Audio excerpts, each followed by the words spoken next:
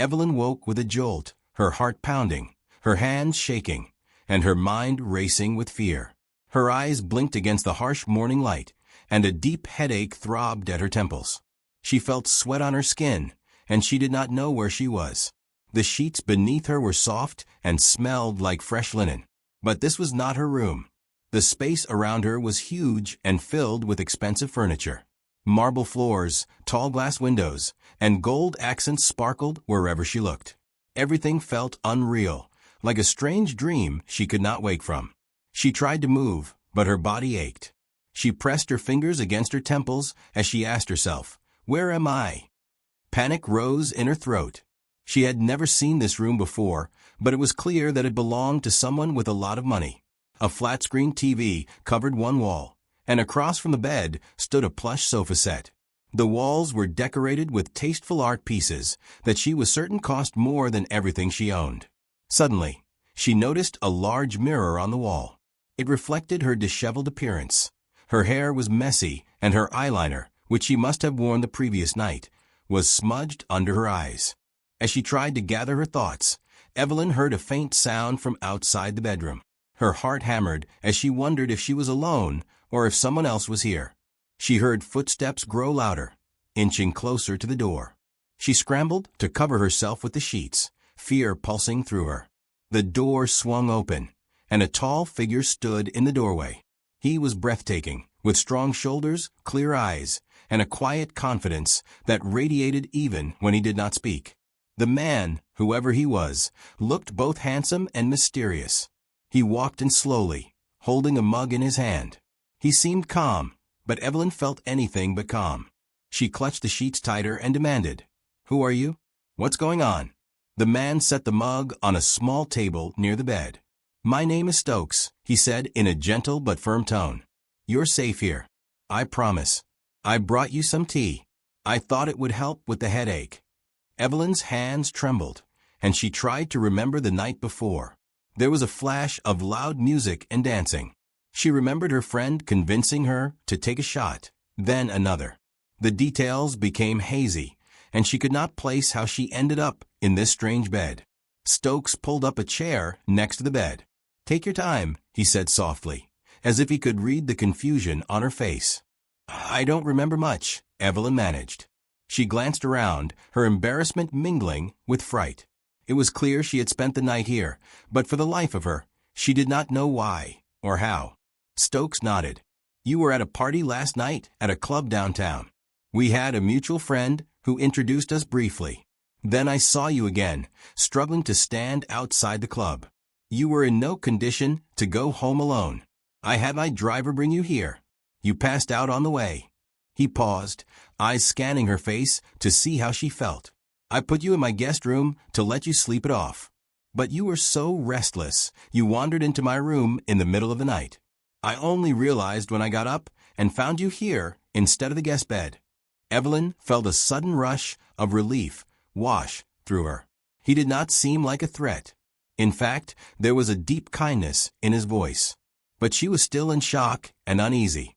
"So nothing happened between us?" she asked in a small voice, shame glowing on her cheeks. "Nothing," he assured her. "You were in no state to give consent for anything. I would never take advantage of that. I promise." He handed her the cup of tea. She took it, uncertain but grateful for the warmth. The morning sun streamed in through the large windows, revealing the grand city view beyond the penthouse. Tall buildings stretched into the distance, and the hum of traffic floated up from below. Evelyn sipped the tea, letting the peppermint flavor settle her shaky nerves. Stokes gave her a small smile that felt genuine. She wondered how someone so wealthy could also seem so caring. "Why did you help me?" she asked, her voice still a bit unsteady. He leaned back in his chair. "I've had my share of wild nights. I know how it feels to have no one to turn to when you're in trouble. So when I saw you outside that club, leaning on a wall, barely able to keep your eyes open, I felt I had to help." Evelyn looked at him for a long moment. He wore casual clothes, but they screamed luxury. He had a watch on his wrist that gleamed with a rare shine. She had a million questions swirling around in her head. Yet, all she could do was nod. Moments later, Stokes suggested she eat something. Evelyn's stomach growled at the thought of food, but she still hesitated. Should she trust this stranger? Could she leave right away and forget this ever happened? But something kept her from bolting out the door. Maybe it was the fact that he had been gentle. Maybe it was because he was the only source of information about her lost night. Or maybe deep down she felt a pull toward him, a strange sense of comfort mixed with curiosity. She agreed to have breakfast, so Stokes guided her into the lavish dining room. The table was set with perfect china, fresh fruit, scrambled eggs, toast, and a pot of coffee. Evelyn realized she was still wearing her wrinkled dress from the night before. He handed her a neatly folded shirt and shorts. "They're new. I had someone pick them up this morning," he explained, almost shyly. Evelyn nodded her thanks and went to change in the guest bathroom. When she looked in the mirror, she saw how pale she was. The memory loss was frightening, and her thoughts were jumbled. Yet, she felt a tiny spark of excitement. She told herself it was just the adrenaline rush from the confusion, but a small voice deep within her said maybe there was something more. When she came out, they sat down to eat. She took a bite of the eggs, feeling both awkward and grateful. Stokes watched her with calm eyes. "Are you feeling better?" She nodded slowly. "Yes, thank you. And thanks for letting me stay the night." His gaze was soft. "You don't have to thank me. I was happy to help." A thick silence hung between them for a few seconds. Evelyn found herself staring at him, studying the angles of his face. He was, without doubt, the most attractive man she had ever encountered. But it was more than his looks. There was a warm energy about him, a quiet self-assurance that made her feel safe. He cleared his throat. "I might have told my staff you'd be staying around this morning. I hope you don't mind. I didn't want them to bother you. They usually keep the place running." "Staff," Evelyn echoed, realizing again how huge his world must be. Then she glanced around, noticing the emptiness. "Where are they now?" "I asked them to step out for a while to give you some peace. They should be back soon. We can get you a ride home whenever you like," he explained, taking a sip of coffee. She paused, her fingers twirling the fork. "I appreciate that." Then she looked up, meeting his gaze. I'd like to stay a little longer. I have so many questions." Stokes set his mug down. "I understand. I can try to answer them." Evelyn exhaled deeply. "Thank you. I'm just trying to make sense of everything. I remember going out with my friend, and we were dancing. Then it all gets fuzzy." Stokes reached across the table gently, placing his large hand over hers. "Don't force the memory. It might come back to you in bits and pieces. For now, know that nothing bad happened. You were just overwhelmed, and I took care of you." Evelyn nodded, her heart pounding at the warmth of his touch. She was relieved, but it also felt strange to be comforted by someone she had met under these wild circumstances. They talked more as they finished breakfast. Stokes explained that he ran a global business and had found success at a young age. His schedule was usually packed with meetings, but lately he had been feeling burned out. Attending the party the night before was a rare break from his strict routine. He did not share too many details, and Evelyn could tell there was more to his story that he was not ready to reveal. As for Evelyn, she told him about her job at a small marketing firm, her dreams of someday traveling the world, and her search for real excitement in her life. She admitted she had been feeling stuck. Perhaps that was why she let her friend drag her out the previous night. She had wanted a change. She got one, but not in the way she expected. Time passed, and she found herself still seated at the dining table, drawn to this man with a kind voice and guarded smile. She sensed a flicker of intensity in his eyes whenever she spoke. It was as if he was memorizing every word she said. The moment felt surreal. Was it all just a side effect of a hangover and confusion? Or was there a real connection growing between them? Evelyn decided she should head home, so Stokes arranged for his driver to take her. As she gathered her things, a wave of uncertainty washed over her. Should she give him her number? Should she ask for his?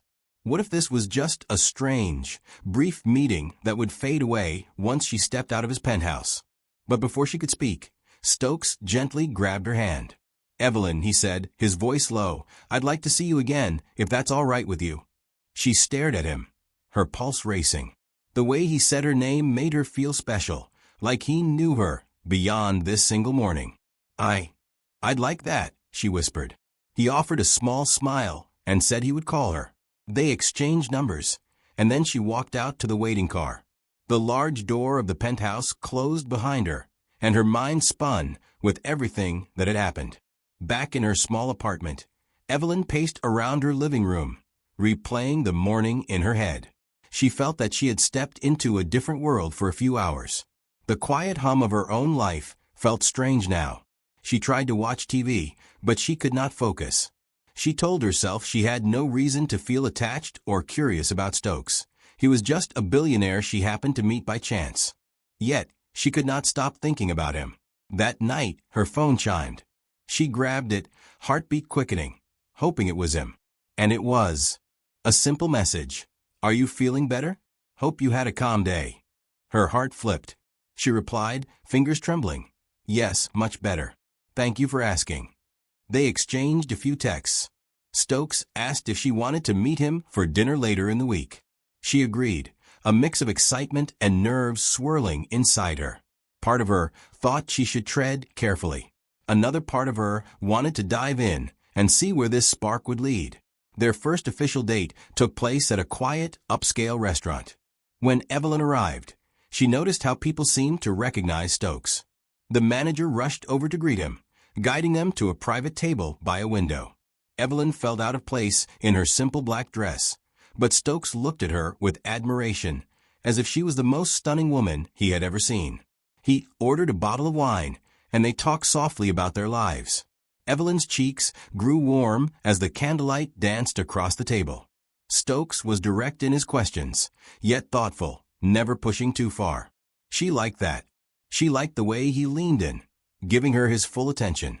Somewhere between the main course and dessert, Evelyn felt a buzz in the air. The chemistry between them was real, and it had only grown since that strange morning. She confessed that she usually avoided men who seemed larger than life because she feared getting hurt. Stokes listened, then reached across to gently take her hand. "I understand," he said in a gentle tone. "My life looks big from the outside, but I'm just a person, Evelyn, and I'd like to show you that side of me, if you'll let me." Her heart fluttered. She realized she believed him. He had not treated her like a trophy. Instead, he seemed protective and respectful. They lingered at the table, sharing stories long after the plates had been cleared. Outside, the night sky was bright with city lights, but they were lost in each other. The following weeks brought them closer. They took walks in quiet parks so that they could talk in peace. They laughed about silly jokes and discovered they shared a love for old movies. Stokes sometimes revealed glimpses of his stressful work life, calls with high-profile clients, trips to different countries, and board meetings that never seemed to end. Evelyn admired his drive, but worried about his constant workload. During one of these walks, she asked him, "Do you ever feel lonely being around so many people, but not knowing who really cares about you?" He paused, looking at the pond in front of them where ducks paddled through the water. "Sometimes," he admitted, "I put up walls. People see the wealth and want something from me. It's rare to meet someone who just wants me." Evelyn bit her lip, feeling a pang of sympathy. She squeezed his hand. "I'm not after your money, Stokes. You know that, right?" He turned to her, eyes earnest. "I know. That's one of the reasons I feel drawn to you." Their relationship grew deeper. They spent quiet evenings on the balcony of his penthouse, sipping tea and watching the stars. They went on spontaneous drives outside the city, away from the high-rise buildings. They explored each other's past. Evelyn talked about her childhood in a small town, and Stokes shared a few stories about his parents, who had passed away years ago, leaving him a considerable inheritance that he used to start his empire. Yet, Evelyn also noticed that Stokes kept parts of himself hidden behind a mask of composure. He rarely showed sadness or doubt. One day he caught a cold and seemed exhausted, but he refused to cancel a big meeting. Evelyn insisted on helping him recover, making him soup and urging him to rest. He looked at her with surprised, grateful eyes. It was as if nobody had ever done such a simple act of care for him before. This brought them closer, but it also made Evelyn aware of the gap between their worlds. While she tried to remain patient, she sometimes wondered if she was cut out for the kind of life Stokes led. Cameras followed him at times, seeking pictures for magazines. His face appeared in business articles and finance reports. Evelyn asked herself, "Can I handle this attention? Do I belong in his life?" One evening, they had a small argument when Evelyn, overwhelmed by his busy schedule, felt neglected. She had hoped to share a nice dinner at her place, but Stokes canceled at the last minute due to an urgent business matter. She tried to be understanding, but she also felt hurt. When he arrived 2 hours late, she told him how she felt. Stokes seemed torn between his obligations and his desire to make her happy. He apologized, looking genuinely sorry, promising he would do better. Evelyn accepted, but she still felt an ache in her heart. Their bond was strong, but was it enough to survive his lifestyle? Despite the hurdles, the more time they spent together, the more they uncovered a love that was about more than physical attraction. It was about understanding, friendship, and a genuine desire to be there for each other. One night, after a tense day of negotiations, Stokes showed up at her door unannounced. He looked drained. Without a word, he wrapped Evelyn in a hug. She felt his arms trembling slightly, as though he was letting her see the vulnerability he hid from the rest of the world. She stood on her tiptoes, gently pressing her hand to his cheek. "You're safe here," she whispered. It felt like a promise. The months rolled on, and they continued to grow closer. Evelyn learned to offer him space when he needed it. Stokes learned to include her in his life choices. They were still discovering each other's quirks, but they had found a rhythm that made them both feel supported. But everything came to a head one evening when Stokes invited Evelyn to a grand gala. It was a huge event, full of celebrity faces, wealthy donors, and flashing cameras. Evelyn wore a simple but elegant gown, trying hard to blend in. All night, people surrounded Stokes, fighting for his attention. Evelyn stepped aside at times, feeling like she was drowning in a world not her own. Then, near the end of the gala, a reporter cornered Evelyn. The reporter asked prying questions about how she met Stokes and hinted that she was just another gold digger. Evelyn's cheeks burned with shame and anger. She tried to remain polite, but the reporter's words cut deep. By the time she found Stokes, tears were stinging her eyes. He noticed right away. "What's wrong?" he asked, voice full of concern. She shook her head. "Nothing. I can't do this right now." She turned on her heel, rushing toward the exit before he could stop her. At home, Evelyn tossed her purse on the sofa, her emotions swirling. She turned off her phone, not wanting to face more rumors or questions. She loved Stokes, but she feared a future filled with doubt and harsh gossip. She cried herself to sleep, torn between her feelings for him and the pressure of his high-profile life. When she woke up the next morning, she found several missed calls and messages from Stokes. Her phone buzzed again as soon as she turned it on. Against her better judgment, she answered. He sounded frantic, apologizing for not being there the moment she felt cornered. He asked to see her. She hesitated, but her heart ached to be near him. She told him to come over. Within the hour, he arrived.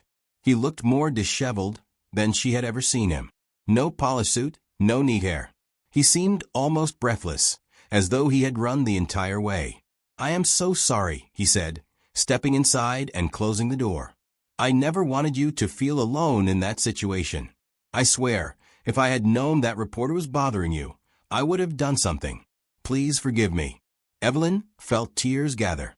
She tried to speak, but only managed a broken sob. Immediately, Stokes wrapped her in his arms. "Shoo," he whispered, pressing his cheek against her hair. "You mean more to me than all of that. I need you to believe that." They stood there in silence, letting the pain fade into that warm embrace. After a while, they sat on her couch and talked. She confessed her worries. He reassured her. He said he was ready to step back from certain public events, or at least keep them to a minimum, if it meant he could protect her from that toxic spotlight. Something changed between them that day. They realized how deeply they loved each other, not just as a simple fling, but as two people who would rather face their problems together than run away. After that, Stokes invited Evelyn to stay with him for a short trip to a private beach house he owned. She agreed, needing a quiet getaway for them to reconnect. The beach house was serene, with ocean views and the soft sound of waves. They walked along the shore, hand in hand. They laughed as they kicked at the water's edge. They spent nights under the stars, talking about the future. Finally, on their last night at the beach, Stokes suggested a moonlit walk. The sky was clear, and the moonlight glittered on the waves. They found a secluded spot where they could hear only the sound of the sea. Stokes led Evelyn onto a small deck. There, under the pale glow of the moon, he turned to her with a serious expression. He reached into his pocket and pulled out a small box. Her heart slammed in her chest as she realized what was about to happen. Her eyes locked on him, and tears already brimmed at the corners. Taking a deep breath, Stokes sank down on one knee. "Evelyn, you came into my life in the strangest way. You flipped everything I thought I knew about love. You show me kindness and warmth, and you make me want to be a better man. I don't want to waste another day without you by my side. Will you marry me?" For a moment, Evelyn could not breathe. Emotions flooded through her: shock, love, joy, relief. She saw not just the rich billionaire, but the man she had come to love with all his flaws, hopes, and dreams. She knelt down with him, tears streaming down her cheeks. "Yes," she whispered, voice trembling. "Yes, I'll marry you." He slipped the ring on her finger, and she threw her arms around him. The waves crashed in the background as they shared a soft, tender kiss. It felt like a promise of forever, a bond they had nurtured through trials, doubts, and tender moments. They held each other, hearts pounding in unison. They returned to the beach house arm in arm, laughing like children. The rest of the night, they curled up on the sofa, talking about their dreams. They talked about having a small wedding, maybe near the water they both loved. They spoke of one day having a family, of giving each other the support they had longed for all their lives. They did not know all the details yet, but they knew they would figure it out together. The next morning, they left the beach house, energized by their plans. When they got back to the city, Stokes made a public statement that he was engaged to Evelyn. Reporters stirred up gossip, but Stokes shielded her. He announced that he was prepared to keep certain aspects of his personal life private, valuing his fiancée's comfort above all. Evelyn, in turn, found herself growing more confident. She was not the shy, uncertain woman who woke up in a stranger's bed months ago. She had found love in the most unexpected place, and it had changed her. She was grateful for the journey, even the difficult parts. Soon, close friends gathered to celebrate their engagement at a small party. Evelyn looked radiant in a simple white dress, while Stokes stood beside her, wearing a relaxed smile. He introduced her as his future wife, and she felt a swell of pride. She had not chased his wealth. She had chased genuine love and trust. They found that together. As the party wound down, Evelyn slipped away to the balcony for a moment, remembering the day she had first woken up in his bed, terrified and confused. Now, that memory felt like a far-off dream. She felt a pair of arms circle her waist. She leaned back against Stokes, looking up at him with a glowing smile. He pressed his lips to the top of her head. "Are you happy?" he asked softly. She looked up at the star-filled sky. "More than I ever thought possible," she replied, turning to face him. He brushed a loose strand of hair from her cheek. "We've come a long way." "We have," she murmured, thinking back to that morning of fear and uncertainty. Then she focused on the present, realizing that everything had led them here, to love, acceptance, and a promise of forever. They walked back inside, hand in hand. The ring sparkled on her finger, but that was not the real treasure.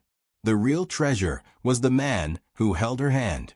Their bond was built on respect, understanding, and a shared faith in each other's worth. Yes, their worlds had once been far apart, but their hearts had brought them together in the most unexpected way. And so, in a twist of fate, the single lady who woke up in a billionaire's bed, remembering nothing of how she got there, had ended up finding the love of her life. The road was full of challenges, misunderstandings, and moments of tension. Yet each struggle brought them closer, helping them see past money and status, straight into each other's souls. Their future lay wide open, brimming with endless possibilities. As they stood before their loved ones, preparing to start a journey of family and commitment, Evelyn felt only peace and joy. She was certain they would face everything side by side, knowing that real love was stronger than fear, richer than all the fortunes in the world. And as they shared a gentle kiss, they both knew this was only the beginning of a lifetime of love. The promise had been made. Their hearts were bound. Whatever waited for them next, they would face it together. Evelyn smiled, squeezing his hand. She no longer felt adrift. She had found her home in him, and he in her. That night, the city sparkled with light, and their hearts sparkled with hope. Their story, born in mystery, was now drenched in devotion. Together, they stepped forward into a world where love conquered all fear, stronger each day, ready to embrace the rest of their lives as one.